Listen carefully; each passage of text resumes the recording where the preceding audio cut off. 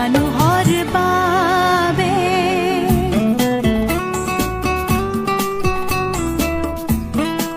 য'ত নেকি আমাৰ এনেকুৱা হেল্প পাইছোঁ মানুহৰ পৰা সঁচাই কৈছোঁ মানুহে মানুহৰ বাবে যে সঁচাই কি কৰিব নোৱাৰে আজি তাৰ প্ৰকৃত উদাহৰণ আমি লংকাত পালোঁ তাৰ লগতে মই সমূহ ৰাইজলৈ লংকাবাসীক যথেষ্ট ধন্যবাদ জনাইছোঁ যে আপোনালোকে ইমান আমাক সাহায্য কৰিম বুলি আমি ভবাই নাছিলোঁ অতি সোনকালে হয়তো যি পইচা আমি কালেকশ্যন কৰিব পাৰিছোঁ এই পইচাৰে আমি অতি সোনকালে সেই মাতৃগৰাকীক ঠিক কৰি আনিব পাৰিম।